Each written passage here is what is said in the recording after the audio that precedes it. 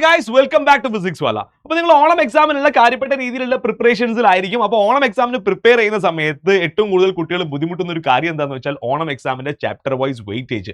So അത് കണ്ടുപിടിക്കുന്ന ഒരു ടാസ്ക് തന്നെയാണ്. കാരണം കഴിഞ്ഞ കുറച്ച് വർഷങ്ങളായിട്ട് ഓണം എക്സാം നടന്നിട്ട് തന്നെ ഇല്ല.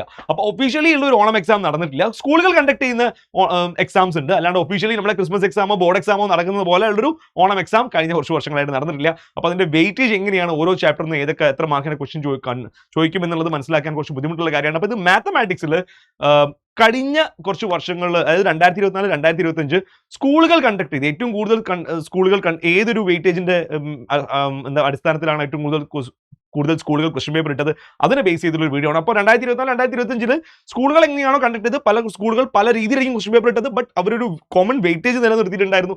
അപ്പോൾ അത് ഏകദേശം വെച്ചിട്ട് നമുക്ക് 2026 വെയിറ്റേജ് നമുക്ക് ഒന്ന് ജസ്റ്റ് മനസ്സിലാക്കി എടുക്കാൻ വേണ്ടി പറ്റും. സോ അങ്ങനെ ഒരു വീഡിയോ ആണിത്.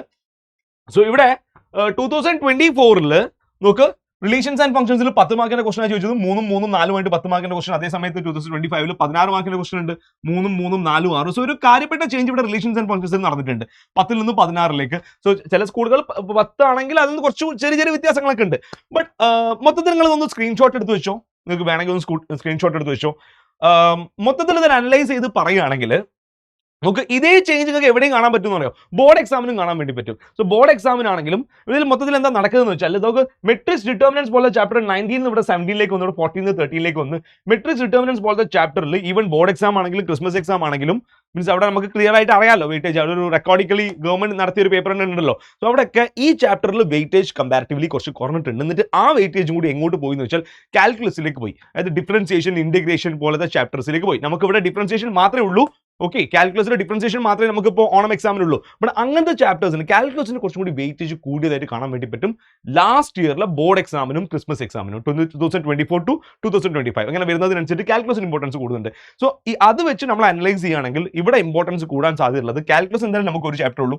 പ്രീ കാൽക്കുലസ് ആയിട്ട്, അതായത് കാൽക്കുലസിനോട് കണക്റ്റഡ് ആയിട്ടുള്ളതാണ് ഈ relations and functions, inverse trigonometric functions ഒക്കെ. സോ ഈ ചാപ്റ്റേഴ്സിന് വെയിറ്റേജ് കുറച്ചും കൂടി കൂടാൻ സാധ്യതയുണ്ട്. മെട്രിക്സ് ഡിറ്റർമിനൻസിനേക്കാൾ കൂടുതൽ വെയിറ്റേജ് ഉണ്ടാവാൻ സാധ്യതയുണ്ട്. ലാസ്റ്റ് ഇയറിന്റെ ഒരു അനാലിസിസ്, അതും ബോർഡ് എക്സാമിന്റെ ഒരു അനാലിസിസ് വെച്ചിട്ടാണ് ഞാൻ പറയുന്നത് കേട്ടോ. സോ ഇത് മെട്രിക്സ് ഡിറ്റർമിനൻസിന് വെയിറ്റേജ് കൂടുകയാണെങ്കിൽ അത് കുറച്ച് നല്ലതായിരുന്നു. മീൻസ് സ്റ്റുഡൻസിനെ സംബന്ധിച്ചിടത്തോളം, മീൻസ് മാത്സിന് അത്ര സ്കിൽ ഇല്ലാത്തൊരു സ്റ്റുഡൻസിനെ സംബന്ധിച്ചിടത്തോളം നല്ലതാണ്. കാരണം ഇത് കമ്പാരിറ്റീവ്ലി ഈസി ആയിട്ടുള്ള ഒരു ചാപ്റ്റർ ആണ്. ജസ്റ്റ് ഒരു സയന്റിഫിക് കാൽക്കുലേറ്റർ ഉണ്ടെങ്കിൽ തന്നെ നമുക്ക് മെട്രിക്സിന്റെ എന്താ പറയുക പ്രൊഡക്റ്റും മെട്രിക്സിന്റെ ഇൻവേഴ്സും സൊല്യൂഷൻ ഓഫ് സിസ്റ്റം ഓഫ് ഇക്വേഷൻസും ഇതൊക്കെ ഈ കാൽക്കുലേറ്റ് ചെയ്യാൻ ഈസി ആയിരുന്നു.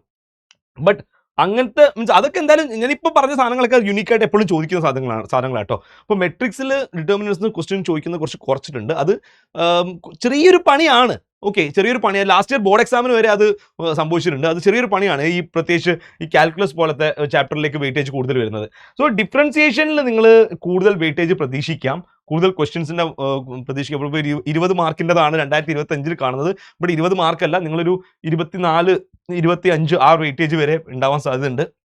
ഇവിടെ 17, 13 തന്നെ ആയിരിക്കും മെട്രിക്സ് ആൻഡ് ഡിറ്റർമിനൻസ്, ഇതിൽ കുറയാനേ സാധ്യതയുള്ളൂ. അതേ സമയത്ത് ഇവിടെ 16, 14 ഓർ ഇതിനെക്കാട്ടും കുറച്ച് കൂടാനും ചാൻസ് ഉണ്ട്. ഇൻവേഴ്സ് ട്രിഗണോമെട്രിക് ഫംഗ്ഷൻ 14 ഈ ലെവലിൽ, ഏതാണ്ട് ഈ ലെവലിൽ 2025 വെയിറ്റേജ് നോക്കൂ, ഏതാണ്ട് ഈ ലെവലിലായിരിക്കും നിങ്ങൾക്ക് ഈ വർഷവും പ്രതീക്ഷിക്കേണ്ടത്. അപ്പോൾ ഇതേപോലെ ഒരു വീഡിയോ നിങ്ങൾക്ക് ബാക്കി സബ്ജക്റ്റിലും വേണമെങ്കിൽ, ഫിസിക്സ്, കെമിസ്ട്രി പോലത്തെ ബാക്കി സബ്ജക്റ്റിലും വേണമെങ്കിൽ ഇതിൻ്റെ താഴത്ത് ജസ്റ്റ് ഒന്ന് കമൻറ്റ് ചെയ്തോ. മാക്സിമം നിങ്ങളുടെ ഫ്രണ്ട്സിനൊക്കെ ഈ വീഡിയോ ഷെയർ ചെയ്തോ. നമുക്ക് മറ്റൊരു വീഡിയോയിൽ കാണാം.